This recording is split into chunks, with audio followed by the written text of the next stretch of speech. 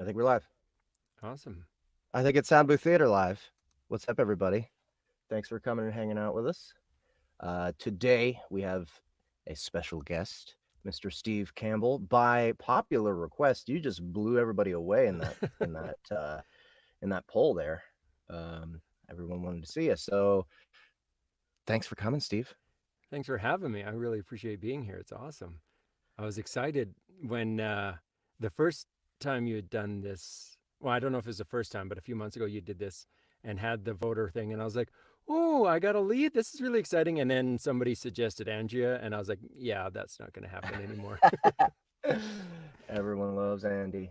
And there's good reason for that. And it's Indeed, freaking awesome. indeed. All So, right. yeah, I couldn't even be mad because I was like, honestly, I'd rather hear Andrea than myself, too. So, So let's see, who do we have joining us in the chat? Charles, you still there? You still there, Charles? he said He something may or about may not join us in the actual stream. Charles has been having adorable, cuddly koala syndrome, and he wants to tuck himself up in the trees and be invisible for now, I think. So he may not show up, but if he does, uh, it'll be a great surprise. We'll give him a segment to decide whether or not he wants to join in. We'll start off with Second Chance by Brady Frost today, but we are going to be doing War Eternus 5.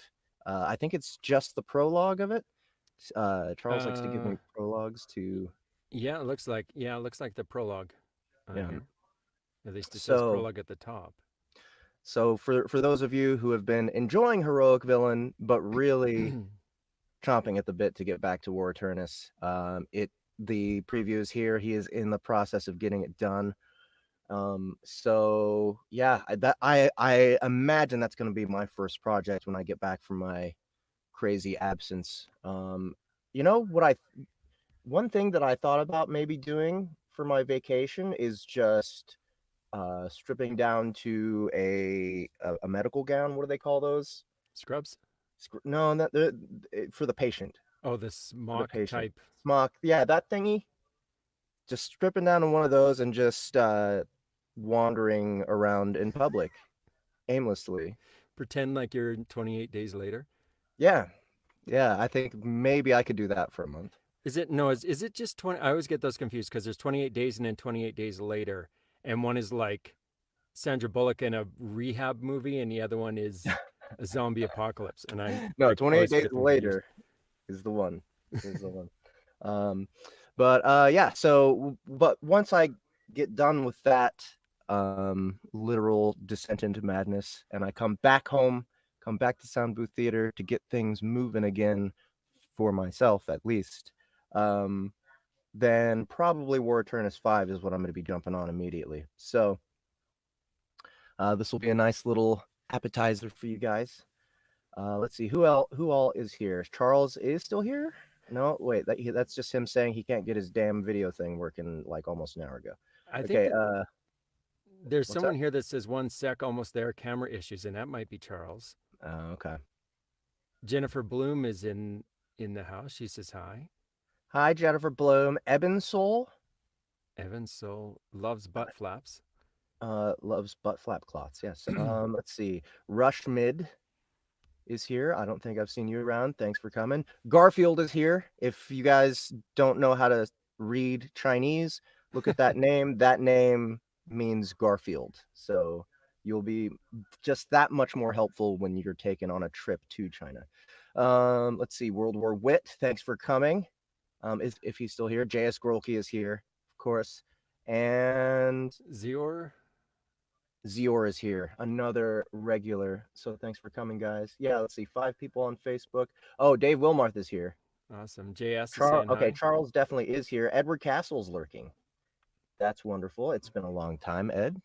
Thanks for coming, hanging out with us. All right, so I think what we're gonna do is we're gonna get started on the second chance book. Uh-oh. Steve! Steve fell off the face of the earth. He'll be back soon. But I'm just gonna go ahead and tell you guys we're starting on Second Chance by Brady Frost, and I do have the cover here. Here it is. And here's Steve. He's here. I Yay. lost the stream there for a minute. I don't know what happened there. It's okay. Second Chance, A Battle Mage Reborn, Book 1 by F. Is it R. Brady Frost? I don't know what the R stands for, but authors like to use single letters. I'm not sure why. You would think you would be able to distinguish yourself better with a full word. It's a mystery. It's okay. What authors love to do. Yeah. Well, maybe that's the point. It's a mystery. Yeah. Okay, so where are we? It's reserved for authors and serial killers, isn't it? Or assassins? Serial killers. Yeah, like oh geez, now his name is escaping me. The guy who killed JFK, Booth. Yeah, John Wilkes Booth is the Abraham Lincoln guy. Right. Oh no, they use their full middle name, and then there's oh, for frick's sake. Right. Yeah, that's right. Yeah.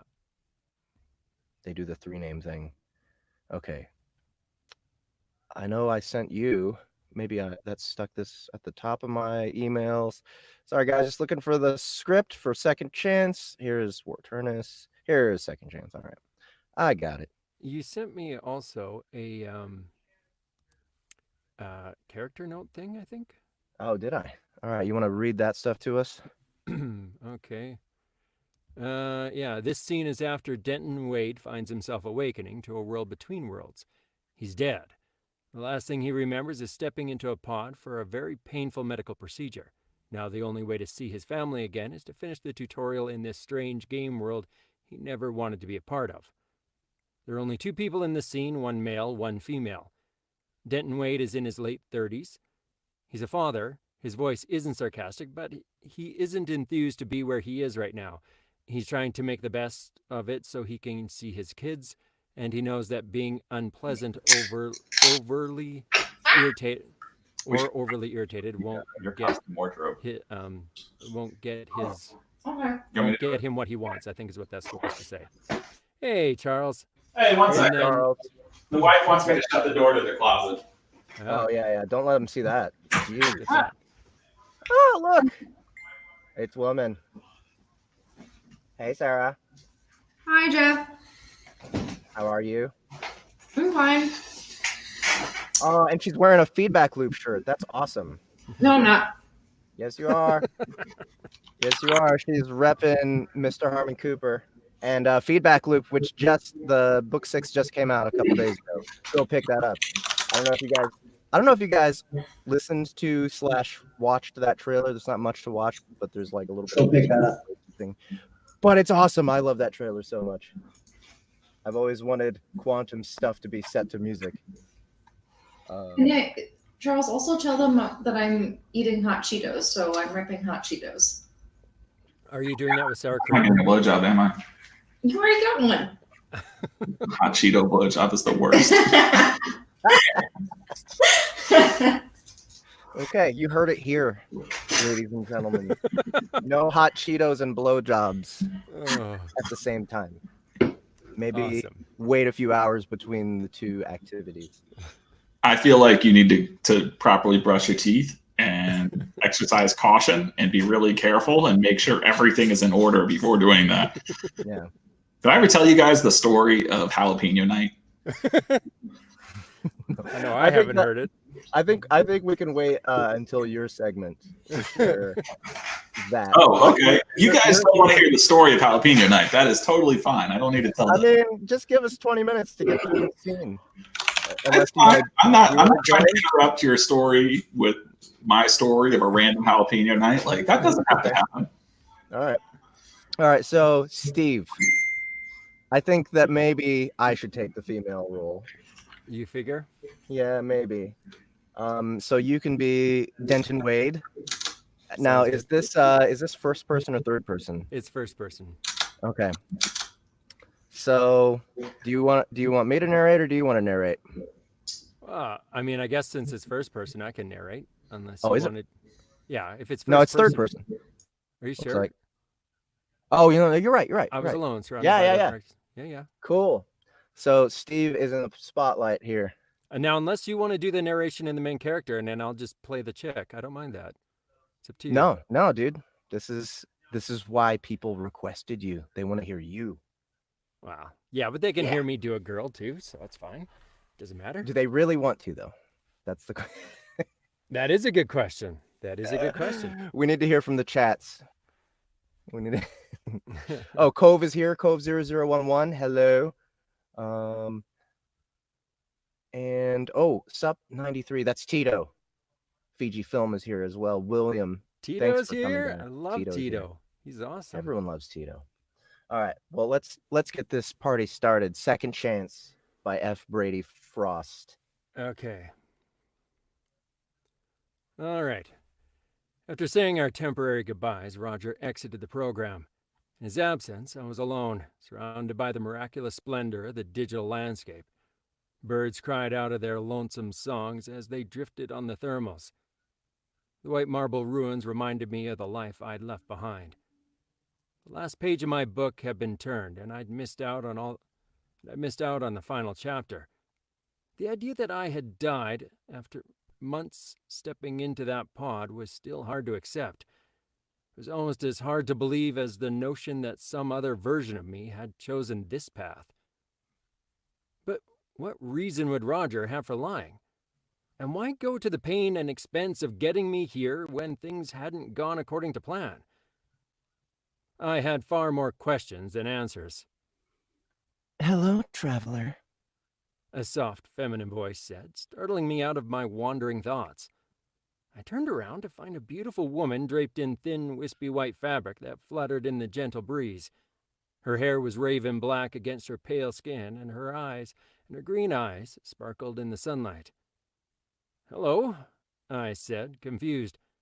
"Are you the tutorial?" She laughed and put a hand to her mouth in an effort to hide her growing smile.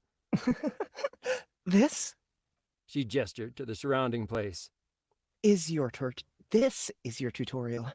I am Ava.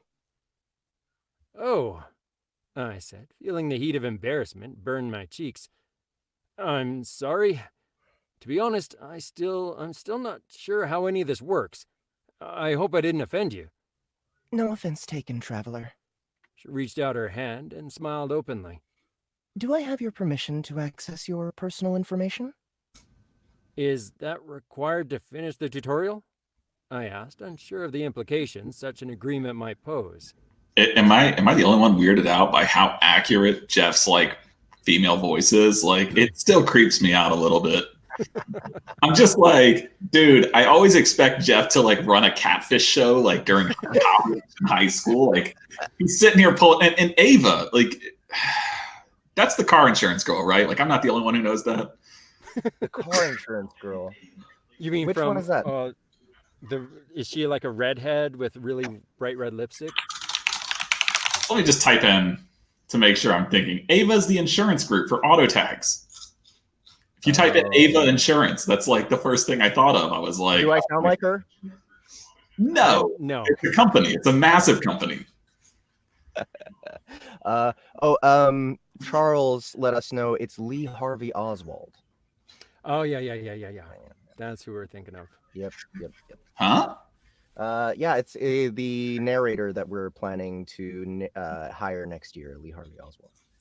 Yeah. We are powerful. I mean, Harvey Dent was out of place, so we'll work with what we got. Right. Yeah. He was flip flopping. So Cobblepot's there. You know, we can get him too. where are we? Are you the tutorial? Frank says everyone should do it in a girl's voice, so it should all be done in a girl's voice. Yeah. Okay. Is that a requirement? That's where you were. Okay. It is. She answered. Her tone was the epitome of politeness, and her smile seemed to vaporize my concerns like ether. With no alternate course of action standing between me and my family, I sighed and nodded. If I wanted to finish this, my only option was to play along. If you'll take my hand, she said, I will access your information, and we can continue with the tutorial. I placed my hand in hers in the best gentleman's handshake I could muster. Firm enough to show I was still in control of my faculties, but gentle enough for a woman's finer sensibilities. As far as I could tell, Ava could be anything from a well-scripted computer program to a fully fledged AI, and I had a feeling all of this could be part of a larger test somehow. Ava closed her eyes and her lashes fluttered as she processed whatever data I had given her access to. When she finished, she blinked and then looked right into the core of me. She smiled again, but this smile was different. It felt even more genuine, if such a thing was possible. It was as if she could see everything I was, everything I had ever hoped to be. It felt like she saw something inside of me that I couldn't see on my own, that she accepted the wonderfully flawed and broken man who stood before her on this strange island of make-believe. I didn't know how to process this. I felt both naked and surprisingly unashamed. Looking down, I was comforted by the knowledge that I was indeed still wearing my toga. Thank you, Denton Wade, she said, placing her other hand on top of mine. I'm sure this is a very new and unusual experience for you. You can say that again, I said, cautiously withdrawing my hand. Then I cocked my head and asked, what does this tutorial entail? What all does this tutorial entail? Couldn't say that for right. She didn't respond. Instead, she turned to appraise our surroundings. I keep getting distracted by Charles grooming his glorious beard. It's all I can see out of the corner of my eye is him just raking his fingers through all of that glorious mane. He must have just taken a bath. I'm not seeing a lot of food fall out. It's actually, I've hired a crew of birds to kind of work the beard every now and then. And, they just come in and they just pick at it. But that's what I'm trying to do is I'm trying to make sure that the birds didn't miss anything. You've been conditioning that shit though, haven't you? I have used a new conditioner for my beard. I'm quite happy with it. I'm not one of those bastards who spends like $75 on beard oil and acts like he's a man. I'm like, dude, if you spend $60 on facial grooming, anything, like, just give up. Your metro is the damn Atlanta city. Like, I don't know what at that point, just like, get yourself a purse and go to like some shopping event and talk about like fancy white wines you love. Yeah, you can keep your beard oil. In your purse. Yeah, the only thing you need for a beard is shampoo and conditioner. It's just hair like any other part. But other people are like, oh no, I put like $95 special bacon smelling beard oil, and I'm like, are you feeding your dog your beard? Like, I don't know why it needs to smell like bacon. Like, what the hell? I mean, bacon. I don't know. I would like my face to smell like bacon all the time. If you're gonna have something smell like bacon, really? No, it shouldn't be your beard. You should never have your beard smell like bacon. Like, I had my beard smell like a food once by accident. Like, I cooked bacon for about 30 to 45 minutes, like just pound after pound in a cast iron skillet, and there was not proper ventilation, so the entire like apartment just smelled like the best end of a kitchen. Not the ass end, the best end of a kitchen. I was just like, it felt like I was in a bacon heaven. But then I realized that while a shower was able to get most of the smell off of my face, it did not penetrate the glorious mustache of like here. And so like no amount of washing was getting that smell off. And for the rest of the night, I was just hungry as fuck. I was like, oh my God, I want to eat. I woke up the next morning like with a stomach pain. I was like, I ate 1.5 pounds of bacon and I'm still fucking hungry. Like, you should never have your face smell like food. It's just like it's a walking disaster. All right. I'll believe you. My if anyone would have looked into this. What? I said my beard oil smells like peat. Pete? Pete, yeah. It's like the guy? Like Peter Peter Pan? works at the gas station? Like Peter Griffin? Like which Pete? P-E-A-T. Pete what? Moss? Pete. Yes, Pete. Pete Like Moss. from a It's bog. Petey. I think he's got Pete the Bog. Yeah. So I don't know what my you're face smells like I routinely dip it in the swamp of sorrows. And what? why would you dip your face in sorrows? Like I feel like after reading your book, like a lot of people have those type of reviews. You don't need to like add on. JS. Jeff's Like what's that 5 fucking like minute or 5 month delay between books? Like everyone's already got sorrows enough for you, man. Yeah, well, it's because I have to record in a bog.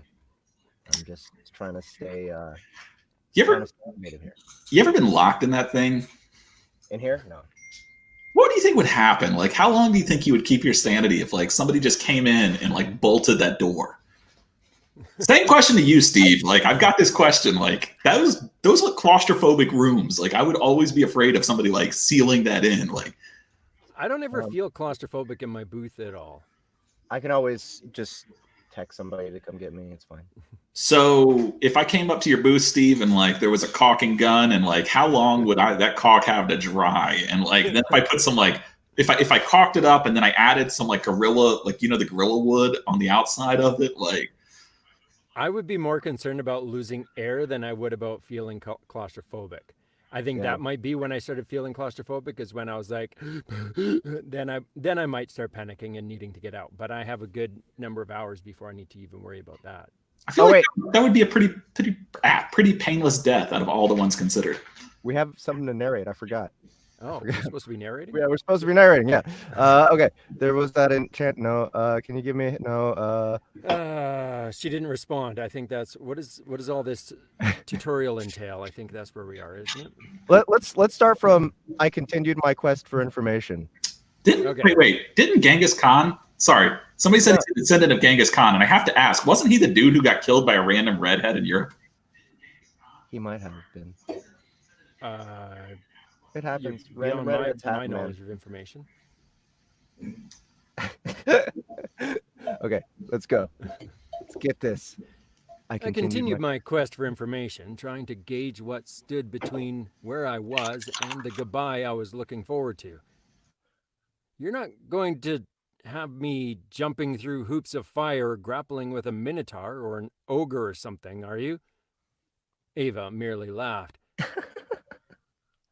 The sound of it was like music. Can you give me a hint? You'll see, was the only reply she left me with. Then she turned and walked up the marble steps of the ruin like mist flowing over water. When she reached the halfway point, she turned and beckoned for me to follow before once again resuming her ascent. I followed, climbing one step after another until I reached the top. The view was even more amazing from this vantage point. Ava stood in front of an ivy-covered rail and stared off at the endless horizon. When I joined her, she nodded, but didn't stray from her vigil. Look at this world, Denton. Can you see any of its imperfections? I glanced around, turning full circle as I surveyed the view from the peak. The world was more than just beautiful. It felt real. It's perfectly imperfect, I responded. From the cracks in the marble to the patterns in the leaves, nothing is repeated and not a single pixel is out of place. But there are imperfections. This is not EndWorld, Ava said, her voice full of wistful abandon. This world is different. It is unique, imperfectly perfect, as one might be inclined to put it. There was that enchanting smile again. I didn't understand.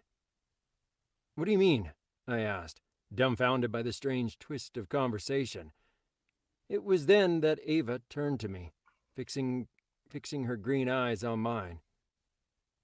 This place wouldn't exist without you, Denton.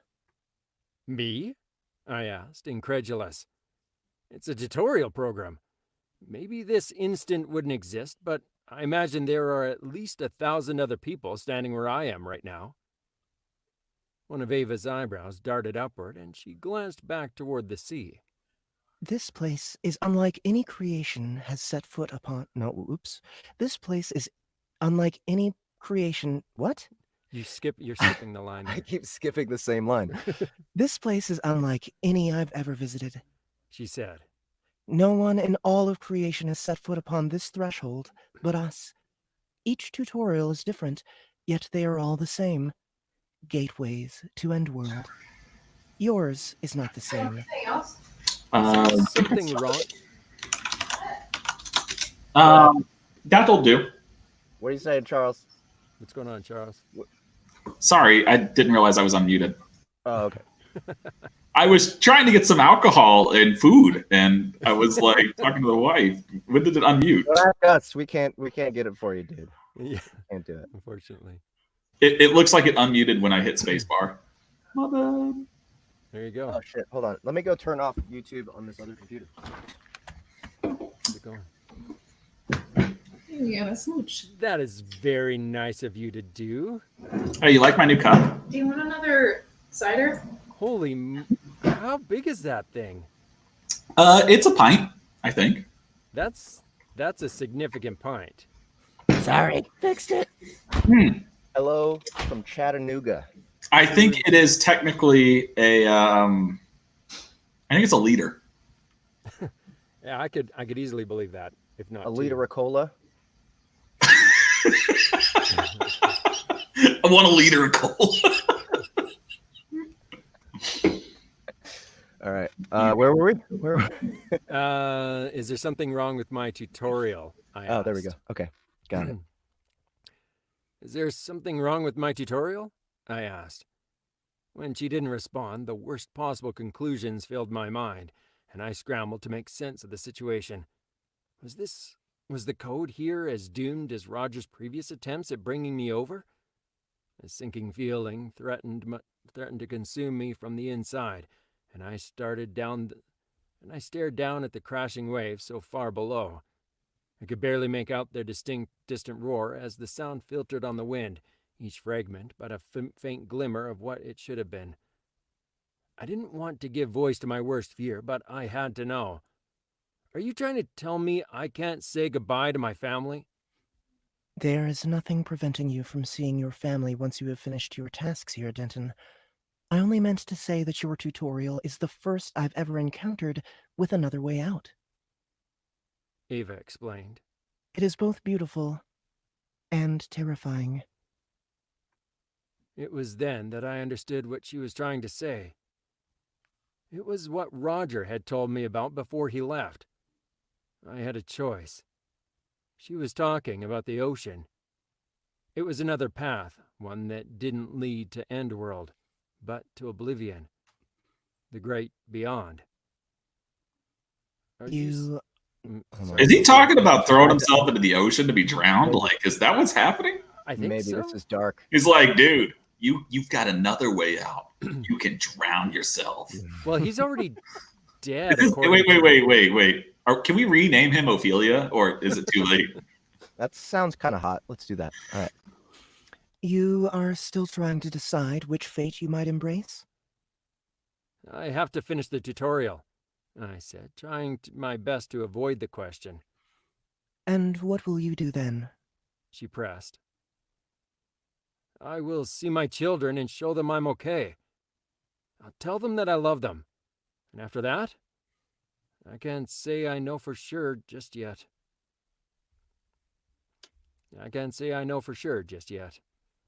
I think that's the end. Oh, no, it keeps going. There's more. My mouse was just stuck. It was a little white lie. For some reason, I wanted to tell her. I wanted to confess my deeply rooted distrust of a supposed eternal man-made construct, but I was beginning to feel like Ava had skin in the game. What would it mean for her if I rejected EndWorld? I see, she said, and it seemed she understood. She gazed at the horizon. She gazed at the horizon. What? Her Oh, gaze. sorry. She gazed at the horizon softened. Her gaze, that's what I'm missing, damn it. Her gaze at the horizon softened, and she turned to face me again, this time with a melancholy smile. Are you ready to begin your first quest? Let's do it, I answered, trying to sound more confident than I felt. Bring on the fire. Please wait while I conjure flaming hoops, Denton Wade. Ava replied, closing her eyes in a manner that suggested the task required deep concentration. Wait, hold up. You mean I really have to jump through hoops of fire? I asked, shocked. Eva opened her eyes and laughed. The unexpected humor caught me off guard, and I stared at her in disbelief. It took a few seconds to realize my mouth was hanging open, and I quickly shut it before shaking my head. Was that a joke? I asked. Turn around. Ava replied, still smiling. When I turned, I was relieved. Turn around. That's awesome. When I turned, I was relieved to see 5 half pillars jutting from the ground behind me. They were directly in front of the stairs we had just climbed. Whatever this was, it seemed better than the flaming circles of varying sizes I'd half expected. New quest alert. You've been offered a quest. Choose your weapon. Before you begin your journey in EndWorld, you must choose a weapon. Hint. The weapon you choose will influence certain things, such as starter skills and home location upon entering EndWorld. Choose wisely. This quest will be complete when you choose from the available weapons within the EndWorld Everlasting tutorial. Reward? Weapon of choice. The text popped up in a dialog box on the right side of my field of vision. At the bottom, there were 2 options. Do you want me to read this, or do you want to read it? Accept and Turn decline. around. I just want him to finish that song. It's really all I want him to do. Keep going with it. I focused on the option to accept, and the request at the box flared, then disintegrated. Out of nowhere, a different type of weapon appeared on each of the marble pedestals. Yeah, wanted to make sure I was saying pedestals and it wasn't some weird thing. I thought there was an R in there for a second. Pedestals. The Pedestals. Pederastals. The Pederascals. That sounds like a sitcom. The Pederascals. Oh, we'll get you yet. We'll get you. Oh, you foiled us again. Damn it. Why the fuck did you go with that accent? What's wrong with it? No, you heard the word rascals or pederascals, and you went with that. Like, Well, I'm thinking- 1980s attempt at a 1920s gangster that, never made it anywhere. And I mean both the attempt and the gangster. Like, I'm not sure which was the bigger failure in that voice. It's the cop shaking his fist at the Yeah, he's like, pederascal. it's the neighbor that's upset that he's always getting these rascals foiling all of his nice clean yard. I'm thinking of like Dennis the Menace, right? When, hey, Mr. Hey. Wilson, Mr. Hey, you Wilson, kids, stop molesting that child on my front lawn. you dastardly creatures! Ah, now it's about time. I just don't think that accent is used enough in things. You know how, I'm sure, Jeff, you know how in my book, my main character constantly sighs? Yeah. Steve is the reason why. Every time I'm writing my book, I'll be sitting there and I'll be like, Lee wielded the weapon and killed so-and-so in such manner, and then there will be a dialogue prompt, and then it'll be like, Lee sighed. And the reason the Lee sigh comes in is because for that moment, Steve messaged me on Facebook something dumb, like I was doing an accent for a cop on Dennis the Menace, and I'm just like...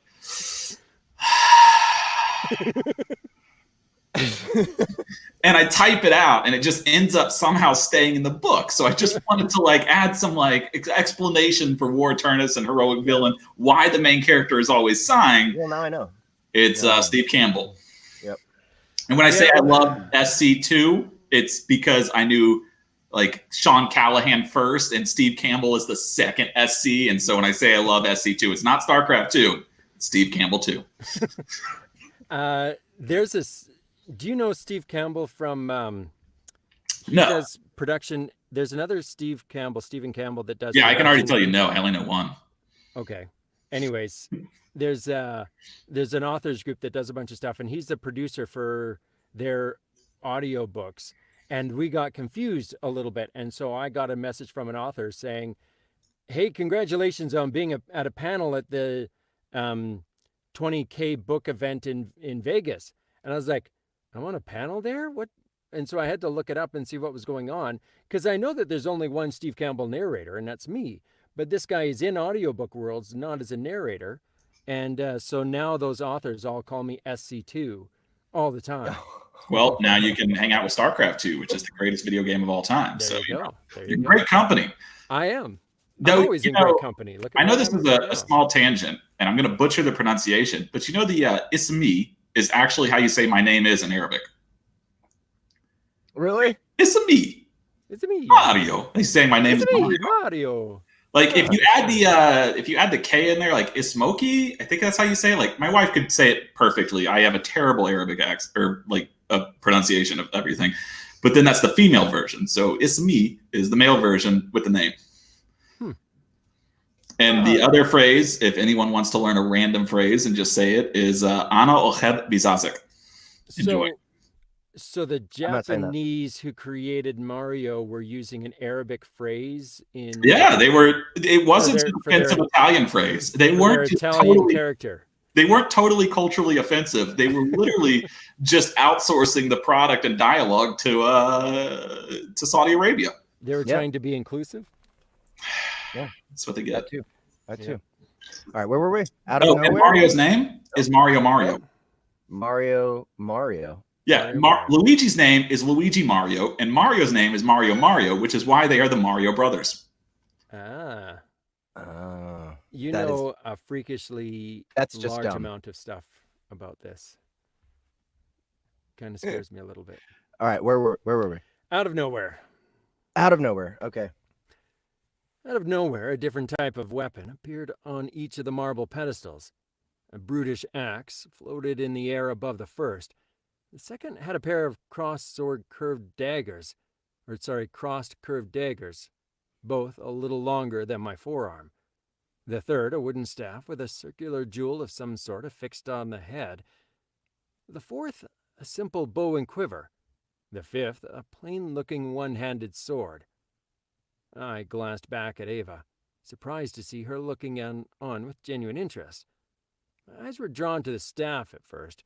I'd always loved playing casters in traditional role-playing games, but mages typically started out slow, growing in power as they gained knowledge. It was a class I loved to play, but would choosing that path slow my progress in the tutorial? It was a question worth considering. Conflict wages within you, Denton. Ava observed. I stepped closer to the row of weapons. It seemed entirely inconceivable that a realm as expansive as EndWorld could be limited to 5 classes. What if the weapons represented archetypes? The hulking barbarian, the master of stealth and trickery, ranged casters, both support and damage, ranged physical casters, and one-handed weapon specialists, which must include the tank classes. I tried to remember every game I'd ever played that featured advanced skill trees. If hybrid classes existed in EndWorld, the Path of the Sword might also include variants of the classic battle mage archetypes. That could prove interesting. It was a playstyle I'd flirted with once or twice before. Reaching out, I grabbed the hilt and tested the weight of the weapon in my hand. I pulled cold steel from its sheath. The blade was dull and the pommel plain. Standard starter weapon fare.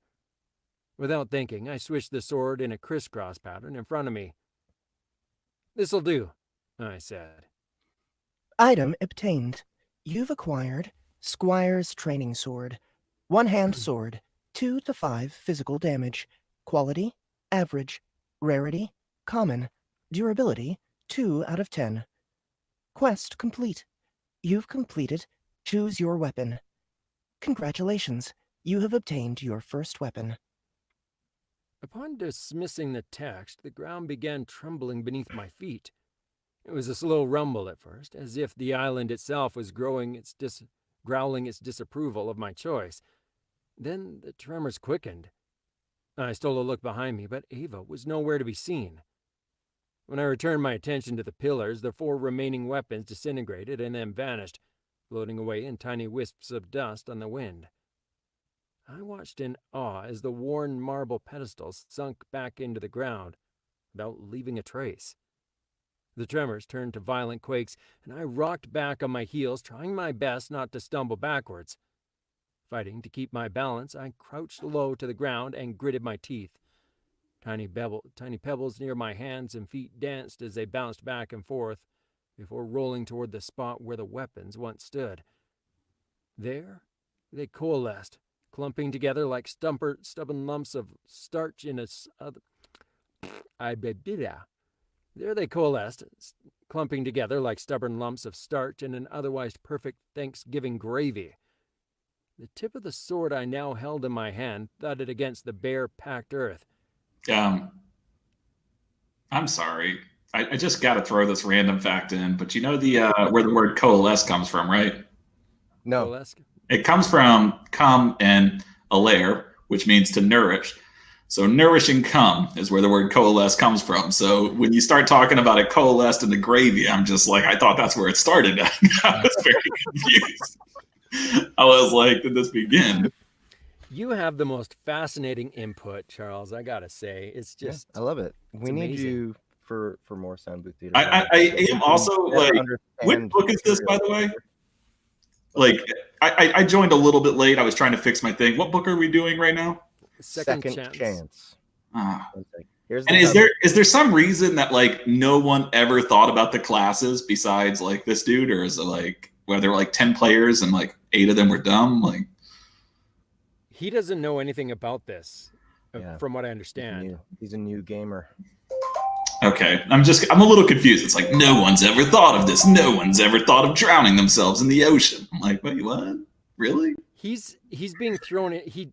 From what I understand, and I haven't read the synopsis of the book, forgive me, but from the little overview that we were handed, he's died, and yet somehow his buddy, I think, took his ethereal body or consciousness or soul or whatever you want to have it, and tried to upload it into this game to save him or something. And so his choice was to either play the game out or jump into the ocean and be like gone forever. I do like the jumping in the ocean. That's where he really should have gone. But that means he actually died. Like, even if you transfer the consciousness, the original host is gone. That's like if you clone yourself and the clone lives on, the first person's still dead. Like, that poor dude got toasted. I just started watching that new Paul Rudd thing on Netflix. Yeah, that's what I was thinking of when I said that. Yeah. I've only watched like the first 2.5 episodes. There was a part where he was about to go do the presentation instead of his clone, and that proved to be too painful for me. I had to turn it off because I was kind of rooting for him, and then that happened. I didn't get to that part yet, so I haven't. I had a serious question. I haven't gotten more than an episode and a half in, but, and this is a serious question, if you are a clone of a guy and you have sex with the guy's wife, but you're an identical copy of him with stream of consciousness up until that point due to memory lapsing sets, like, because it seems like they both think they started at the same memory point. Yeah. Like right with the therapy thing. So like, since he effectively has the same memory, same identity, same everything, if he fucks the wife, is she cheating or not? No, I don't think This so. was all answered in Multiplicity with Michael Keaton and Andy McDowell. Yes. We don't talk about that movie though. What? Why not? It was great. I mean, awesome. literally, it's not like it's a bad movie. We just don't talk about it. It's never gotten brought up. This is the first time. Like, it has nothing. I'm not shitting on your movie, bro. It's just absent from the cultural zeitgeist. It's a good movie. So everyone go watch it, and then we'll discuss. All right. So you think that there's no cheating, and if they were to tag team her, does that count as 2 guys and 1 girl, or just 1 guy? Like, I'm very curious about this for porn tags. Jeff? That's tough. That takes. I think that's going to take a much longer debate than we have time for. So, carry on. The tip of the sword. The tip of the sword, indeed. We're at the tip of the sword. Okay. Yep. The tip of the sword. Just the tip, Steve. Just the tip. Just the tip. Turn around.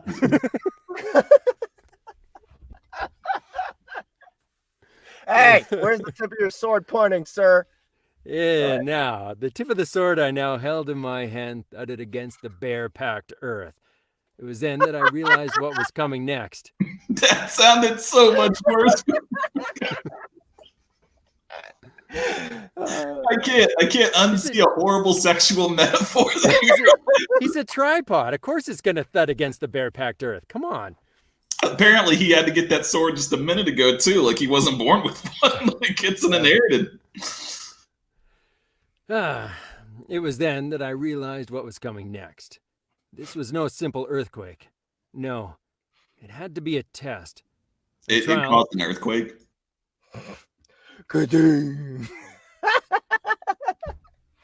Just the tip of the sword caused the earthquake. Carry on. The ground is still trembling. Yeah. Okay, the trembling ground.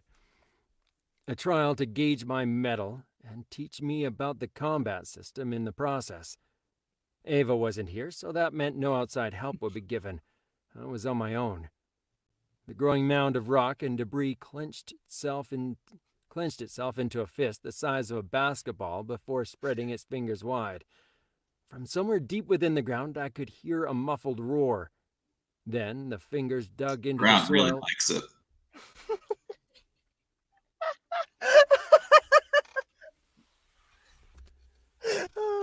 Yes, it does. It's gone from a muffled roar, or it's gone from trembling to an earthquake to a muffled roar coming out the other end as you go deep within it. I was struggling. I was struggling when it said growing mound, and I was like, "Oh, geez, this is gonna start a whole new thing." And I was waiting for it, and then you never said anything. So I was like, maybe I'll be able to continue here. No. This is. Of course not. I don't know why you guys brought me on here. Like Jeff sent me a link, and I even warned Jeff. I called him up. I was like, Jeff, I'm gonna be really fucking drunk. Are you sure you want to give me this link? You can ask him. I told him ahead of time I would be horribly inappropriately drunk. I think probably everyone's pleased with this reading. So the ground is very pleased. Carry on. Yes. The growing mound. Do you want to finish it off, or do you want to? Because we're at the very last. I feel like you've already finished it off. So you can come whenever. I'm not finishing. I'm not finishing quite yet. I'm close, but I'm not there yet. Are you trembling? I'm quavering at this point. I haven't hit trembling yet. Okay. There's no response there for that one. The growing mound. The growing mound of rock and debris clenched itself into a fist the size of a basketball before spreading its fingers wide. From somewhere deep within the ground, I could hear a muffled roar. Then the fingers dug into the soil as the creature pulled itself up. God damn it, man. It's like it's so good that he's like his fingers are digging into the back. it's going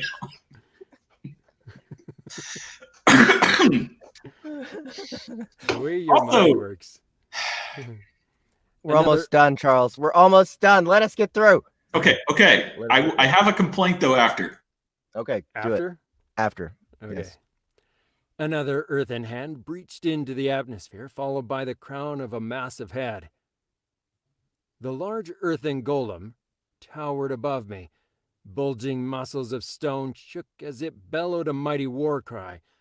I wiped the resulting dust and grime from my face and concentrated on the creature. You inspect the rock golem, level 2, hit points 65. New skill. New skill. You've learned the skill Inspect, rank 1. You can now inspect object and creatures. Inspect is a basic skill. Huh. Bet you never saw that one coming. The monster had 65 hit points and was double my level, but I still had my sword and I'd already gained a crucial skill. Besides, this was a tutorial, right? How hard could it be? All right, that's the end. That's the end. All right, so complain away, Charles. I forgot my complaints about the time the rock golem finished on your face. Like at that point, I was like, "We're good." He popped out. He was ready to blow. Okay, so that almost second had water chance all over everything. Second Chance by Brady Frost. If you guys enjoyed that mangled version of the book by Mr. Brady Frost, the link, as always, is in the description below. I'm super into this the one. Amazon that was a version. lot of fun. Yeah, that was good. This guy says he hates autocorrect, but autocorrect has been one of my favorite things. Yeah. I fuck up so much, and autocorrect doesn't help me. It makes everything so much worse. but like in a great direction. Like earlier, I tried to type in like "dad ass" to my wife because, of course, you know that's the first thing you send her in the morning. Like you wake up and you like want to leave a message so you know she's awake too. So you're like, "Look at that ass," and you leave like explos, and autocorrect changed that into something way more humorous. I was like, "No, I wasn't that polite at all, but thank you, Siri. I guess." I've been missing like so much of this chat here. It's not even funny. I do like that you use the word quaver. I just was really confused by your usage of it too. Quavering. Yeah, you were like, "I'm quavering." I'm like, that means tremble. So I was like, "Are you trembling?" And you're like, "No, I'm quavering." And I'm like, yeah, it's different though. no, it literally means tremble. It comes from the word tremble. Comes from, but isn't the same word. If it was the same word, they wouldn't have added it. That's like being like, I said gracias, not thank you. Yeah, fine. Yeah. No, they're both English words. You can't say. No. It would be like saying, "I'm sorry," and Quaver is not an English word. Quavering's not an English word? No, it's a Middle English word, which is an entirely different language. And you might think I'm wrong here, but if you ever read anything from like Chaucer, like anything from that time period, it's really fucking different. They've got a lot of words you've never heard of, and they pronounce things very fucking differently. It's like Old English is its own thing, Middle English is its own thing, and English is its own thing. Like Old English is what happened. Like, you know, they were all like, "Hey, we're good. Everything is wonderful. Don't worry." And then like Middle English was like, "Well, the French are fucking us really hard here." And then like proper English is like, "Well, everybody fucked us, and here's the resulting language. Enjoy." Yeah. We have like 6 different ways to say that you're going to braise that ass now. That ass. Oh, that ass. Speaking of that ass, we're Which moving ass? on to War Aeternus 5 Oh, me. by Charles Dean. Okay, so this one, when do you think you're going to be done writing this one, man? Pretty very soon. Pretty very soon. Yeah, I mean, the real issue right now is not the writing of it. I'm trying to get some cover work together. And I'm trying to get some editing because currently I have 2 editors, and one of them, car wrecks. And the other one is in law school now. So I'm confused. I might have to get new editors. And I'm like, what? No, I can't get a new editor. I like the ones I got. I don't want to change shit. Well, we got a couple in SBT, man. No. Next, if I hire another editor, it's going to be a 20 to 24-year-old college girl who has no idea about life and looks great in a pencil skirt, and I'm going to objectify her constantly. That's my goal. And I want to make sure that I objectify her at 50% of the ratio which my wife objectifies her. Like, I don't want to feel like I'm sexist here. Right. I want to be sexist. I don't want to feel like it.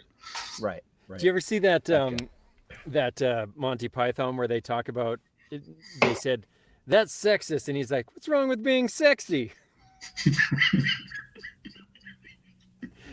It's like the best line in the whole bit. It's and we're going to also have like a monthly editors meeting, and I'm going to make sure every one of the editors that are female, meaning just like all the new ones I hire, will have to show up in a different costume based on the highest grossing movie that came out that month. I feel like this will definitely get me sued. I'm hoping at least fired twice. Yeah. I'll be fired from my own books. Like Amazon will be like, "We can't publish you anymore. We saw your meetings." Yeah, they're keeping an eye out, man. They're watching everyone. All right, so War Aeternus 5, we're doing the prologue. What characters can we expect in this prologue, Charles? Tell us a little bit, give us, Sword. Sword's going to be in it. Okay. Augustus is going to be in it. Okay. And briefly, it depends how far you go, because at the end of it, technically he meets up with Mary. But for the first part of the prologue, it's literally just Sword and Augustus. And they're having a wonderful conversation, some people catching up, 2 gods that have been around for a very long time, having a very friendly chat with nothing important going on. And also, there's a lot of gods, and I'm trying to remember which one Sword is. No. Sword is the god of rising numbers. He's also the god that was conspiring with the other gods about that thing that I don't want to give away too many spoilers in book 4. Okay. Well, he's like really sleepy though, right? He's like always tired. Arms, yeah. And So like you're saying he he's always talking doesn't about, sound like a 1920s gangster? Is No. that what you're trying to get at? no, he doesn't sound I said a failed attempt at the 1920s. Don't keep yourself. Steve, you do a lot of great voices. That wasn't one of them. Okay, so this guy is like he's a min-max gamer type of. Yes. And that means no Rugrats do the Rat Pack. Yeah. Turn Okay. around. All right, so I think that Augustus I'm gonna have to keep, and I'll of course do the narration. You can be Sword, Okay. Steve. Can you throw an accent out? I kind of want to hear what you're going to be doing for Sword. I can throw something out there. Yeah, just try out a couple of his lines real quick. Okay. Well, I thought maybe I'd just do a different accent on every line that he has, and then that would work. He can just choose by the end and go, okay, that one. So. No. I don't want to have to choose anything. Don't give me decisions. I'll end up like a woman trying to pick a restaurant. I'll have no idea what to go with. I'll just keep cycling through a whole bunch of different voices. Yeah, so and then we'll just be really confused every time Sword talks. Right. Yeah. That doesn't sound fun. Unless, of course, every single voice you pick is from the Justice League. And it's our goal to figure out who you are from the Justice League before you switch the accent. Okay. That could be interesting. And if we fail, it's not our fault. It's your failure to get a good accent. Oh, that would be tough because, I mean, there's so many versions of... The modern Justice League, the new cartoon one with all the inclusion bullcrap. You know what? I don't know if I've even seen any of that one. So. The one that discourages child labor. Like, remember back in the old days when, like, the Justice League when everyone thought putting child 5-year-olds? awesome? Dude, the Justice League back in the day was like, yo, you're 8 years old. I'm going to give you a weapon of mass destruction, strap it to your belt, and send you off to fight crime against, like, people with machine guns. That was the day. They, like, they understood cartoon physics because they had no fear of dying whatsoever. They were just like, we're going to live forever, and so will every single person in the Justice League, so we could do whatever we want. And they're like, but you're sending 12-year-olds to fight grown-ass adults with machine guns. Like, we taught them how to kick, so, it's totally covered. Fine. But isn't that how 12-year-olds actually think? They think they're going to live forever, and that's why they...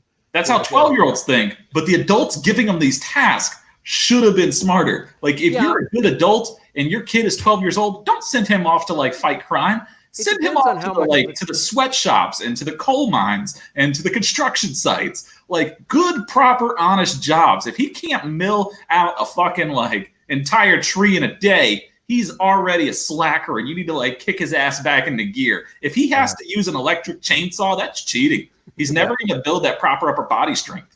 All right, let's get on to this reading. Moral of the story: use your child labor responsibly. Oh yeah, right. If you have kids, don't bitch about how much they cost. It's $550 per kid per month, but they can easily pull in way more than that if you strap a lawnmower to them and send them out to your neighbors' yards. Get to work. Get her done. Okay, here goes.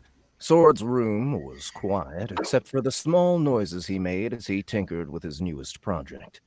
There were 9 different gaming systems behind him, monitoring 9 different realities, and each was running a bot that was designed to execute a different macro for the various games they kept watch over. The scripted programs were all auto-farming loot, and Sword was busy at work setting up a tenth when his doorknob turned with a loud click. The ever-tired looking... Did you say tent instead of 10th? Did I say what? Yeah, you said setting up a tent. You put like a hard T at the end of that.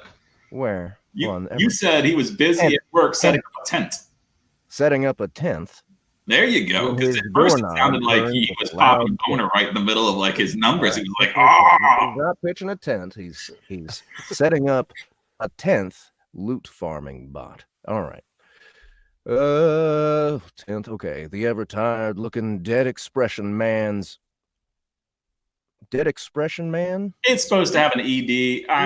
Like he Dead Expression Man's face. You gave him a tent, so he lost his ED. All right. Twisted as he looked up from his work and toward the door. Who is it? Sword asked vexedly as the door swung open. The prime law protected the deities from killing each other, so he wasn't too concerned over who might be paying him a visit. The golden rule had been dictated the day they had all gained their status, so there was no reason for him to even feel so much as an ounce of fear. The only way he could possibly die was if this herald, his descendant that was currently competing in the game, was killed. Otherwise, he had nothing to fear. "An enemy," someone answered back. The voice was unlike any other that he had heard in millennia. It was filled with an actual divine essence that pierced his body and rattled the very core of his being as it echoed throughout the small room. "A patient enemy." What the? Confused over who would proclaim himself in such a manner, Sword finally stood up and turned his full attention to his visitor, only to find a small chimpanzee smiling up at him. Augustus, what are you doing here? That's it. That's the accent. All right. And we're going with it. He asked exasperatedly. Are you here to threaten me again? Ha! Ha! Ha! Ha! Augustus let out a slow and deliberate laugh, and then you retry punctuated that the... third ha? What's that? Could you retry the third ha? Yeah, I felt like the first, the second, and the fourth was great, but could you redo that third one? I have to put it in sequence. Ha! Ha! Ha! Ha! Can we just get one more take on that? Right. Ha! Ha! Ha ha. Yeah, that's you know. Right, can you give it more? Can you really commit to it? Like I feel like I can't feel your passion. Right. I see the ha's on the paper. I see your.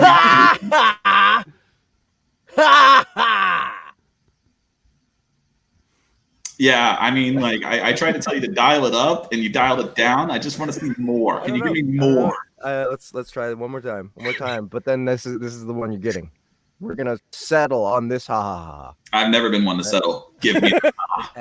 It's happening. Ha ha ha ha. I feel like I need more on that third ha. Nope, it's not happening. Can I get some more? This is your ha's. This is what you get. I'm sorry. I was just trying to let you feel like you actually had for a moment. Like let out a slow and deliberate laugh, and then punctuated the monotone expression with the staccato sound of him cracking his neck, which I can't do right now.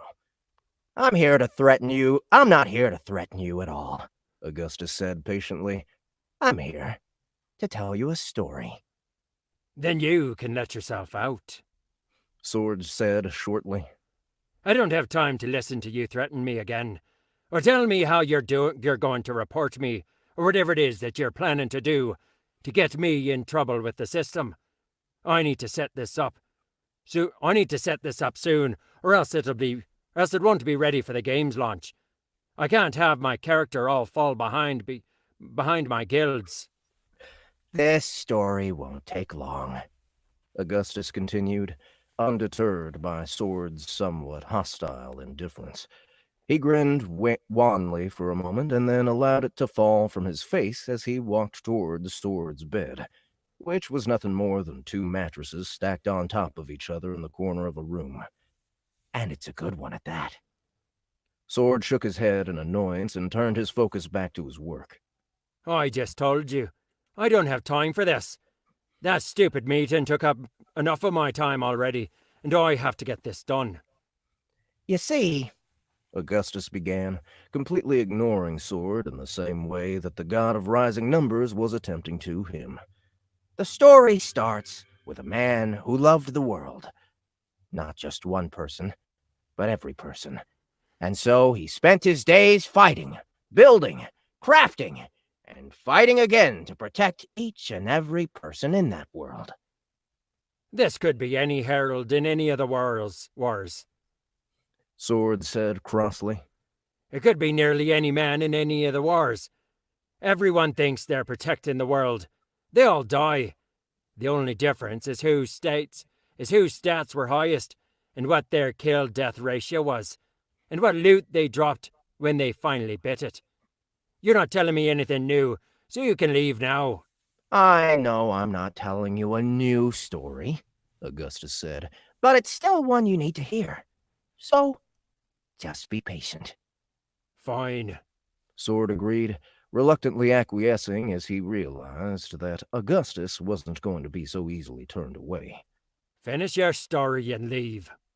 You see, if stats were all that mattered, this particular man's were the highest. He was the best at what he did. In battle, you could say that he was a god, and his loot, as you often call it, far exceeded all others. Combined with his tenacity, strategy, army, and abilities, he was undefeated. He was the reigning champ. If you have to define him in such a way, that is. Sounds like my kind of guy. Sword said. He was, Augustus said, grabbing a bag of Sword's cheesy spice-covered chips. You and he were friends, after all. Oh, I think I'd remembered that. I'd have remembered that. Sword said. Even after thousands of years, I haven't had many friends. Only the same few I started with. I think you do. I think you remember it very well. I think you remember all the times you argued with him about whether or not you had a shot with Annabelle, even though she very clearly only had eyes for Denny. You would nag him about whether your buddy Johnson was better than you at fighting, and you would... Augustus popped a potato chip into his mouth. Tell him he needed to stop talking to that voice inside his head. Sword froze, and his hands locked into place with one grasping a wire and the other simply hovering midair. His breath quickened, and his eyes opened slowly in shock. This isn't a story others should know. You mean that it isn't a story that people who aren't your friends should know? Augustus corrected. It's a story that only two people should have ever known. And neither of whom are still here. Sword said, finally turning to Augustus. I take it that I have your interest now? Augustus asked. That's good, because the story continues.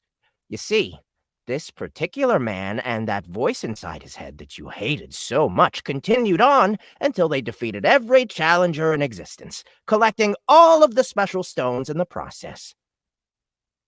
He was a great friend. Sword answered, his voice cracking a little. It was a shame how things turned out. Augustus paused for a moment in thoughtful contemplation, and then continued. After he defeated all of his foes and stood supreme, after he became the final existence in the world with the powers of a god, this man became conflicted. The war was over, you see. The people that the game had created would soon die and fade away into nothingness. But he loved them. Amongst them, there was a woman whom he valued above his own life, friends he would die to protect, and neighbors whom he had fought side by side with for 1,000 years. They might have all been creations of that voice in his head, reflections of the systems he had assigned. But he treasured them all. So, when that voice in his head told him that it was his turn to take over and manage this particular swath of creation the clockmaker had put together, that it was time to fulfill his duties as the game's champion and the only remaining deity, he begged of her. He pleaded with the system that she would allow for him to use the 3 wishes that the game had promised for collecting the stones before she destroyed the world and all of his friends and loved ones along with it. Fine, the system said. She relented to this man's wish out of kindness, and with those words, he set in motion a plan that would ensure everyone would suffer. The 3 wishes. The 2 laws. Sword muttered breathlessly. The words barely escaped his mouth, and his face was now blanched with horror.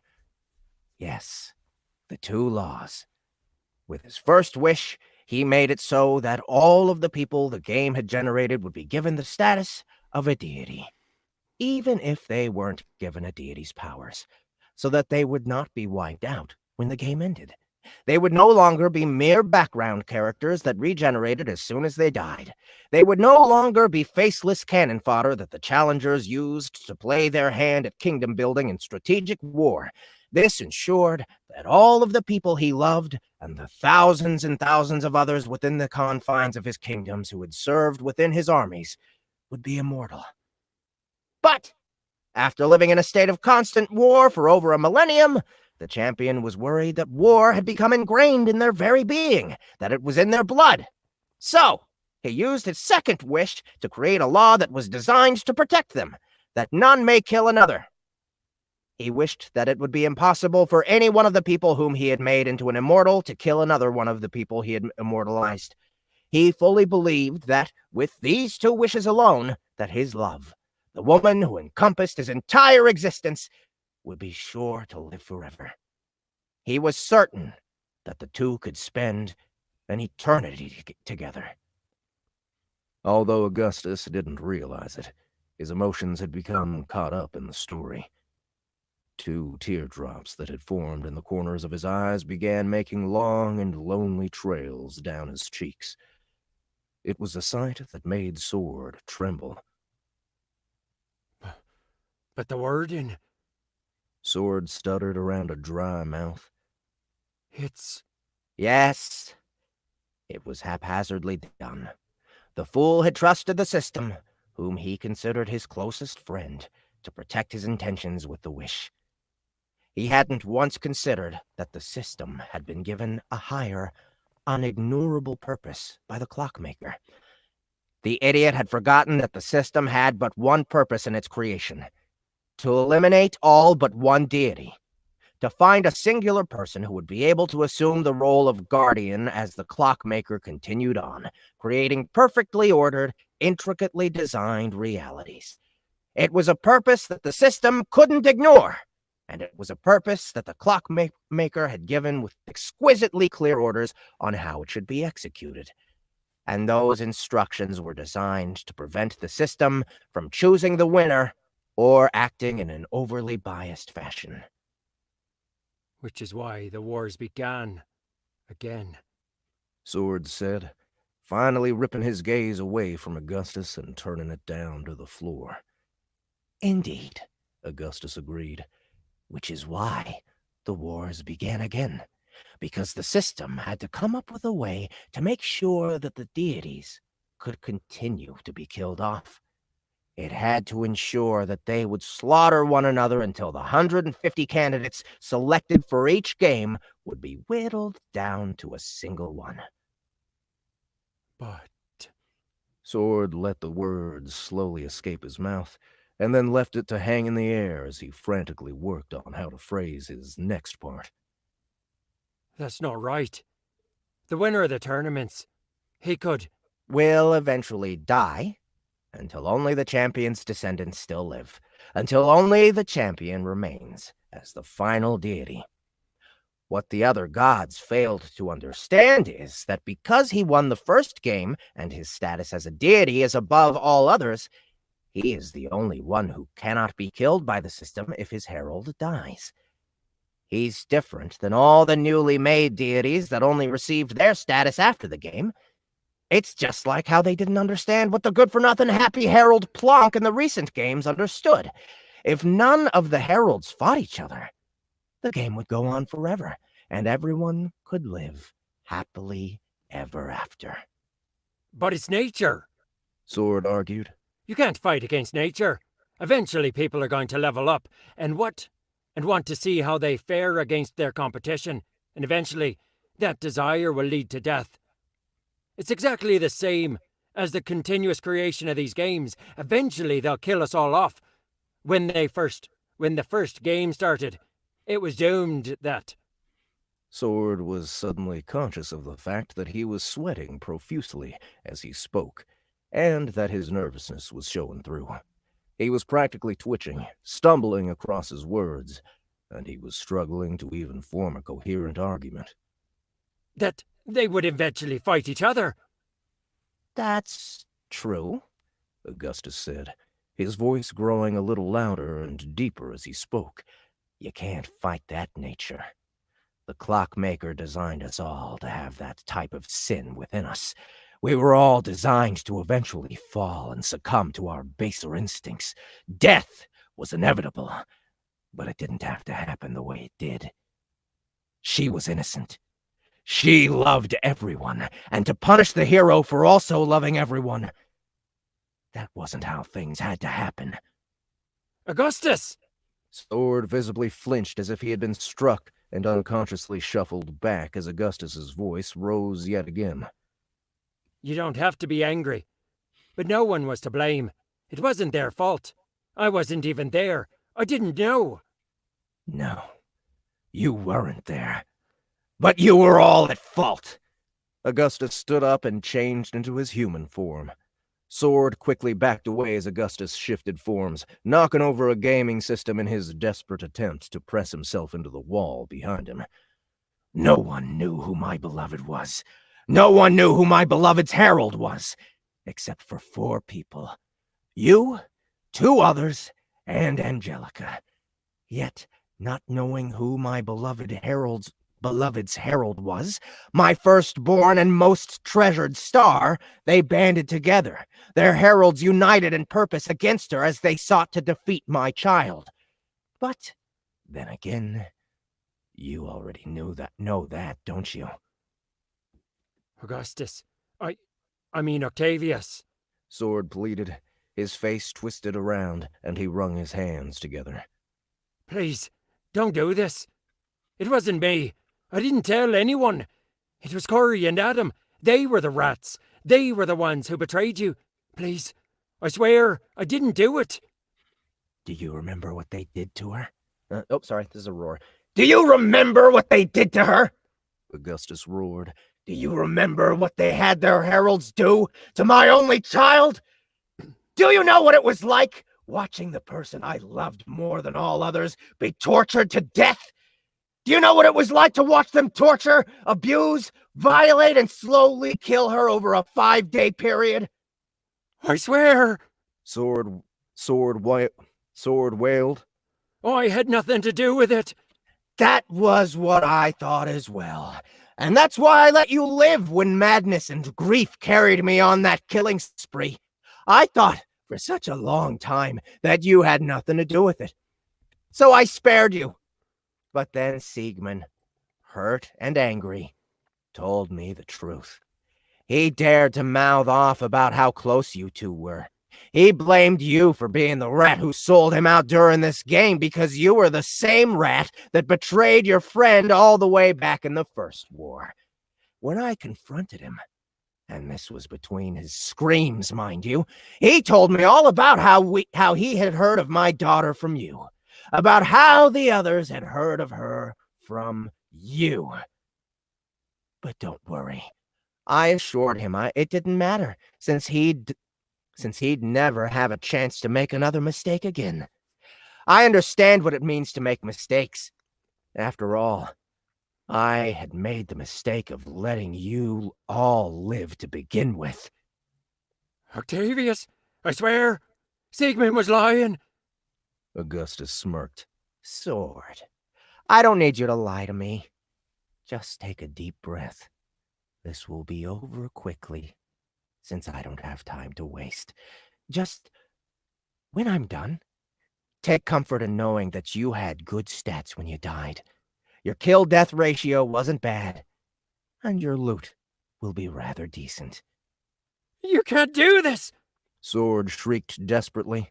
The game is going on! My heralds are still in it! If you kill me now, they'll all know. My herald will die, and they'll know you're back. You can't do this. Sword sank into the floor with his back against the wall and broke down into tears, his body quivering uncontrollably. His fear of Augustus and what he was capable of drove all thoughts of resistance from his mind. This was the one being who wasn't bound by the prime law. This was the only being in existence he had to fear, and there was nothing he could do to save himself. Ha! Augustus barked the single word as a weapon materialized into his hand. Me? The lazy, good-for-nothing, weak and sloth-like layabout? Even if they know that, the only one exempt from the rule preventing gods from... Even if they know that, the only one exempt from the rule preventing gods from killing each other... Oh, okay, sorry. Even if they know that I, the only one exempt from the rule preventing gods from killing each other, am back, they will never suspect me for being him. I've lived amongst you. I've let you insult me, degrade me, push me around, and treat me like crap for millennia. Not a single one of you has ever once suspected why I don't show my face. Even if they do know I've returned to wreak havoc, there is no way they'll know that. There is no way they'll know that I, the war god, am wearing the guise of a drunken crafting god. Drunk crafting god? You took his identity. How did we not see it? Pride, Augustus answered ruefully. And if you're just going to kill me, why would you tell me this all? Sword asked. Why don't you just get it over with? I will, Augustus said. I just wanted to make sure that you knew exactly why I was killing you. I wanted you to know, on your deathbed, why you have died. Look, you really don't have to. Sword's words were cut off as Augustus punched him in the mouth. Augustus's fist broke away the deceitful gods and broke away the deceitful gods. I gotta cut that out. Sorry. It should just be the deceitful god. Yeah, Augustus I just fucked up. Sorry. I'll just do this. Augustus's fist shattered his jaw, leaving his mouth hanging open. Augustus grabbed Sword's tongue with one hand and then jerked backward, ripping it clean out of Sword's mouth. Your tongue wagging has bothered me enough for a single life, Augustus spat. Sword's attempts to scream were choked off by blood welling up in his throat. His body was racked by giant convulsions as he fought to vomit up the blood and not choke on it instead. He struggled to push himself away from Augustus, but pinned against the wall as he was, there was nowhere else for him to go. Don't worry, Augustus taunted, with mock sympathy in his voice. You'll be alive long enough for me to return to you just an iota of what my daughter went through. All right, how much? I think. All right, we have 3 more pages here. Do you want to be Mary? I can do Mary. Okay. Mary, quite contrary. Mary, okay, so contrary. Mary's kind of like his girlfriend. Like Augustus's girlfriend. Kind of. It's kind of like that live-in woman that just never leaves your bed because she's hooked. Yeah, basically. Except for they haven't had sex yet, so it's kind of weird. It's like, why are you still here? Where did you get off to? Where'd it go? Okay. Mary asked as Augustus walked back into his own room. The scarlet-covered woman was lounging on the bed and watching their 2 heralds on the screens plastered across one of Augustus's walls. Augustus shrugged. I had an errand to take care of. Nothing too important. Whatever. Mary pulled her attention away from the screen just long enough to look Augustus up and down. While he used animal forms to go to and from different rooms within the prime dimension, the dimension where all the gods resided, he would still assume his human form when he was alone with her. After a second, he turned her attention back to what Lee and Jade were doing. She turned her attention back to what Lee and Jade were doing. What? Augustus asked, walking over and sitting down in his chair. Did you want me to pick you up something? Get you a copy of the new Colorstone book? Maybe MC's 2 week curse book that everyone loves? I've heard that it's really good.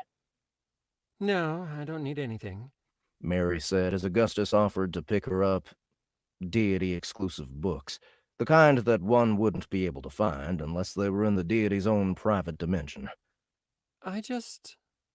She frowned slightly as she crawled off the bed and walked over to him.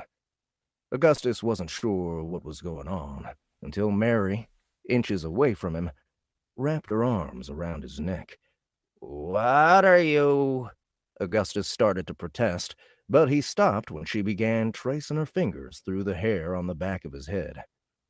It's okay, Mary said.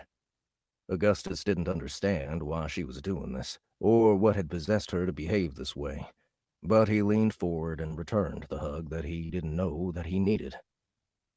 It's okay. Mary offered comfortingly. I'm here for you.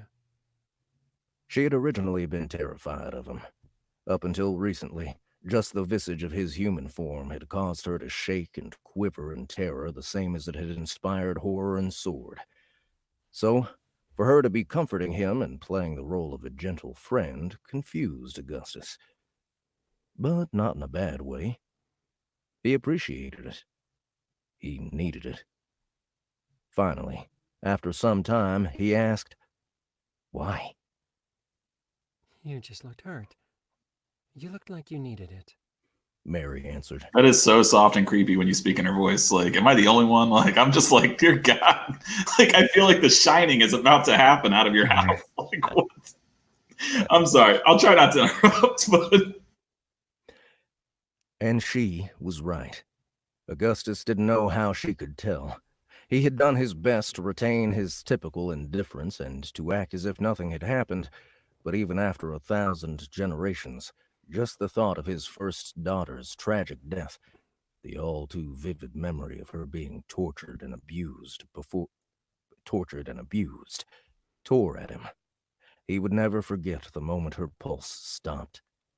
It was a wound on his heart that time could not heal, and no matter how many millennia passed, it was still raw and ugly. If Mary hadn't been there, he would have already sunk into a bottomless glass of alcohol just to try and drown that memory.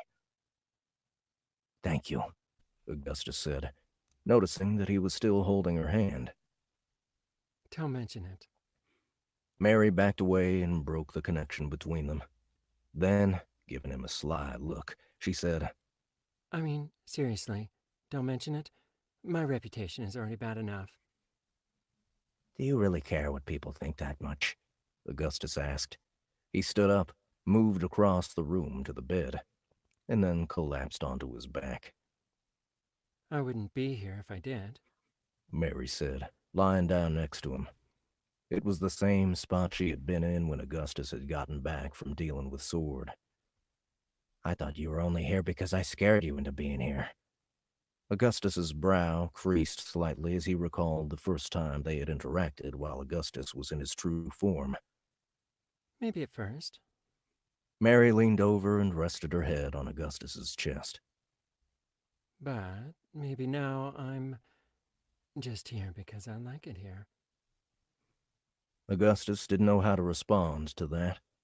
She knew who he was, but unlike Angelica, she hadn't put any barriers up between them, even with full knowledge of the horrific things that he had done during his first war. She had slowly gotten closer to him, one step at a time, and now the two were almost inseparable. After just lying there quietly for a moment, he threw out the words one more time. "Thank you." All right.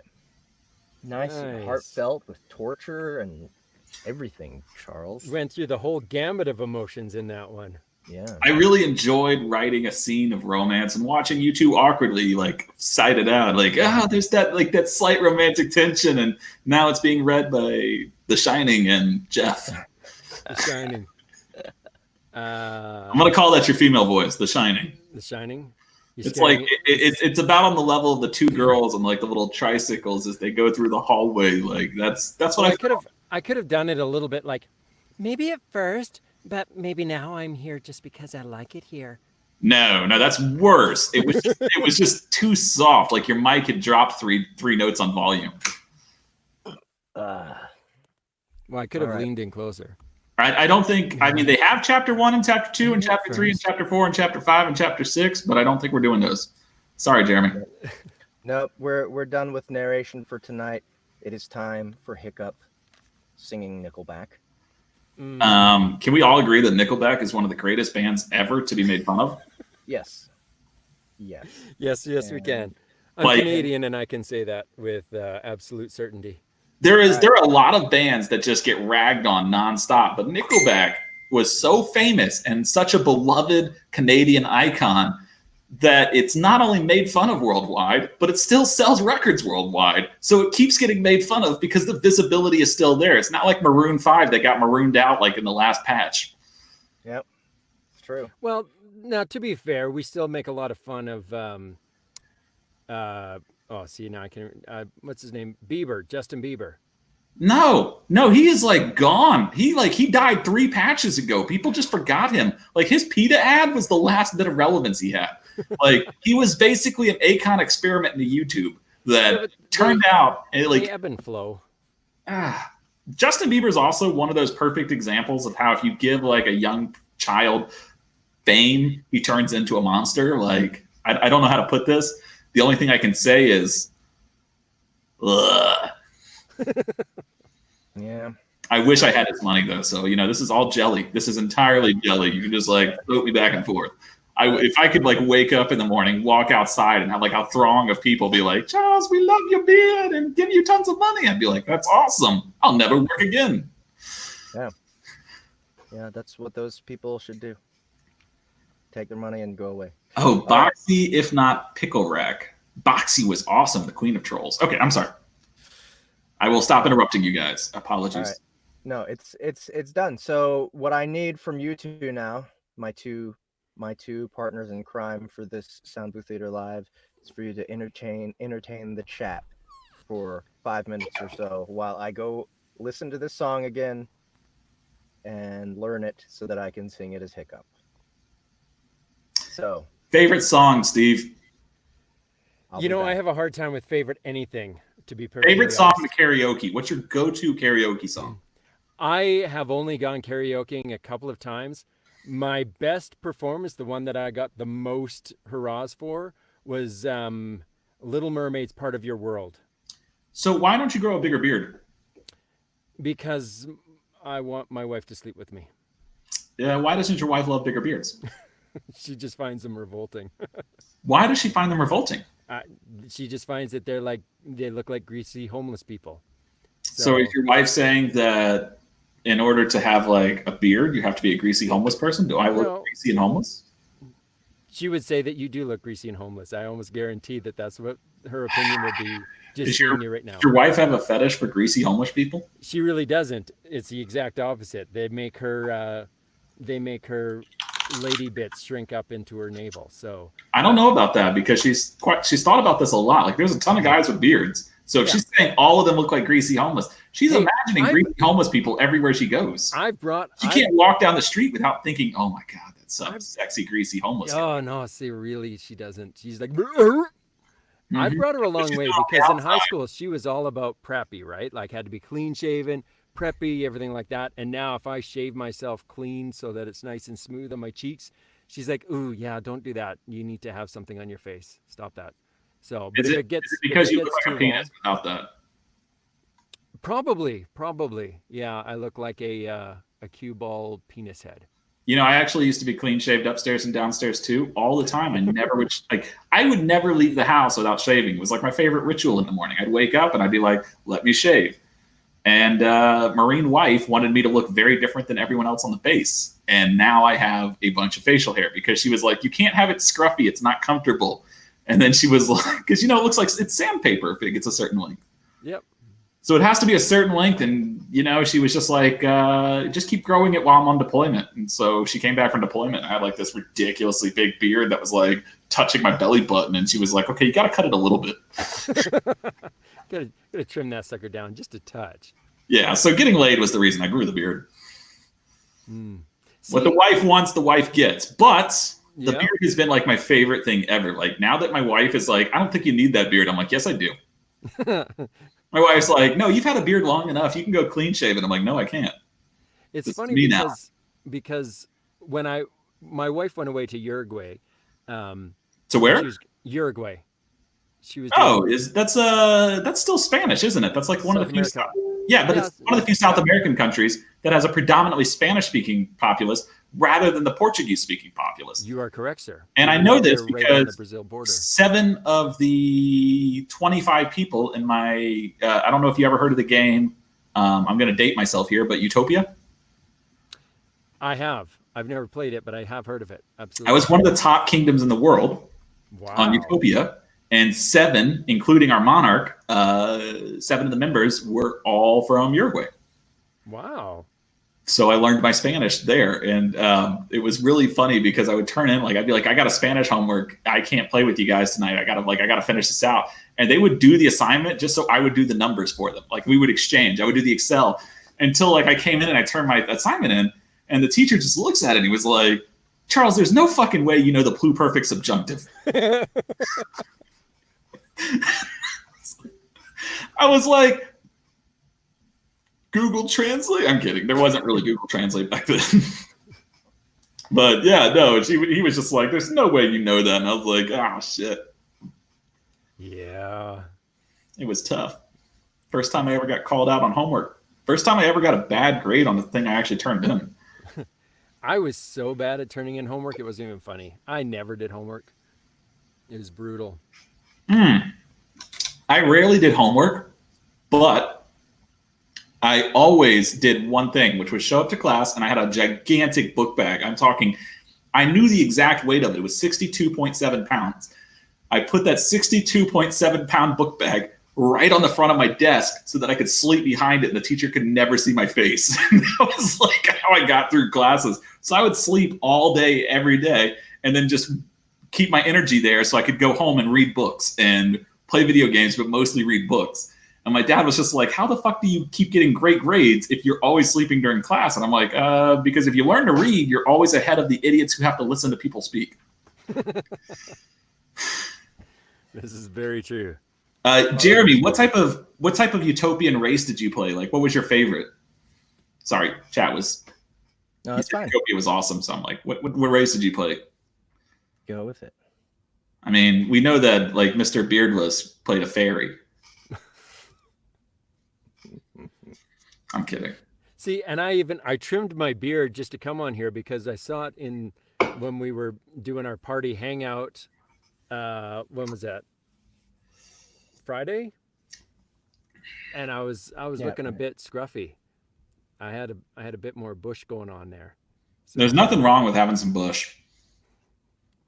I'm not complaining about the bush. I just thought everyone else would be disappointed with how it's a little soft. Feels nice. No friction burn.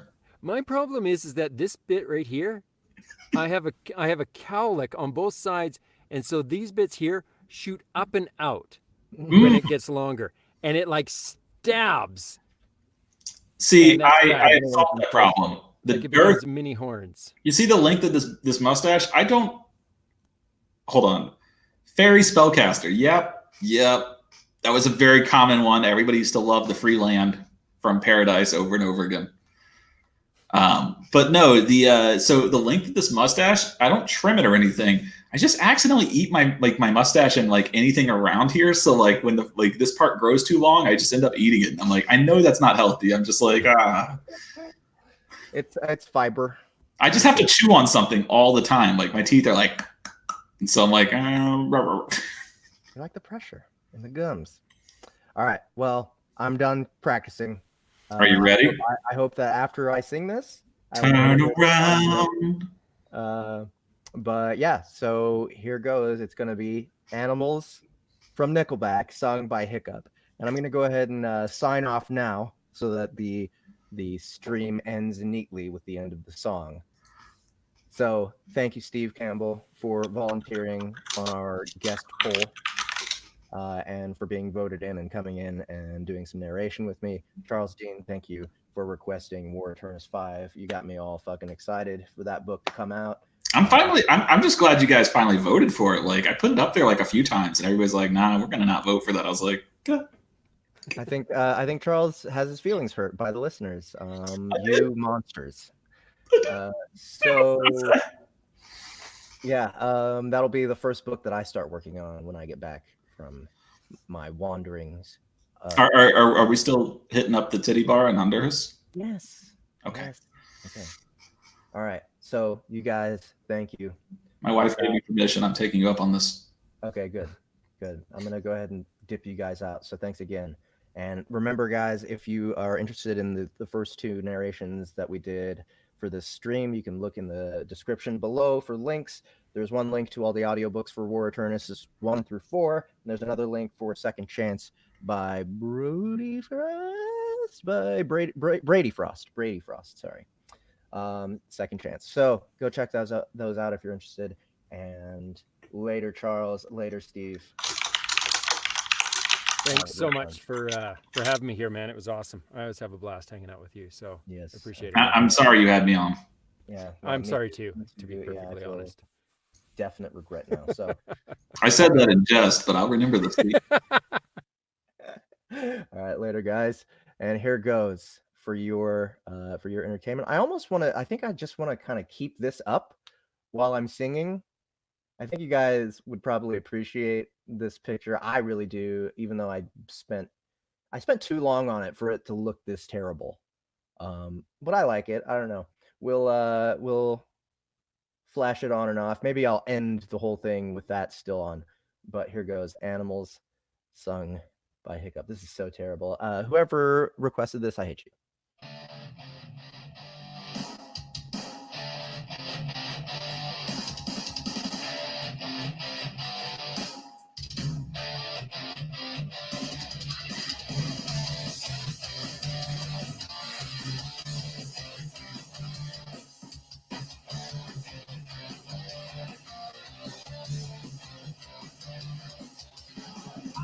I'm driving back on black. I got my license back. I got this feeling in my veins. This train is coming off the track. I'll ask polite if the devil needs a ride because the angel on my right and hanging out with me tonight.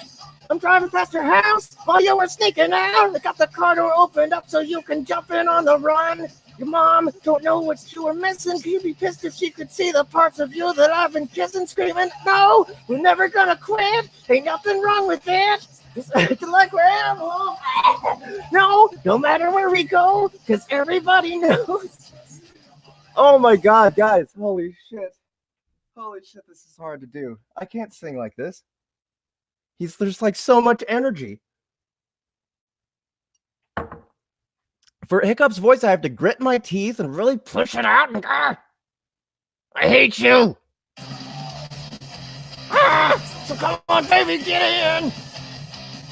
Get in, just get in. Check out the trouble we're in. Beside me on the seat, got your hand between my knees, and you control how fast we go, but just how hard you want to squeeze. My ear, but I got both hands on the wheel while you got both hands on my gears. By now, no doubt that we were heading south. Guess nobody ever taught her not to speak with a full mouth. Like flicking on a switch, it felt so good I almost drove into the ditch. I'm screaming, no, we're never gonna quit. Oh my god. I'm gonna fucking die. This is the worst. This is the worst ever. Fuck you guys so much. Oh, fuck you guys so much. Oh, one more drink. Just acting like we're animals. No matter where we go, because everybody knows we're just a couple animals. So come on, baby, get in. Get in, just get in. Check out the trouble we're in. I can't control pitch at all. We're parked out by the tracks. We're sitting in the back. We just gotta start giving. Yeah, wait for what was that? I think because no one else knows where we are. That was when she started screaming, there's my dad outside the car. Fuck. The keys, they're not in the ignition. Must have wound up on the floor while we were switching our positions. He knew what she was missing as I tried to tell her dad it was her mouth that I was kissing, screaming, no, we're never gonna quit. Acting like we're animals. No matter where we go, because everybody knows, just a couple animals. That's it. I'm done. There's maybe a little bit, but I'm done. Fuck you guys. That was that was Hiccup singing Animals by Nickelback. I hope you're very happy with yourselves, you sons of bitches. Thanks so much for hanging out with me. I love you all. Bye-bye.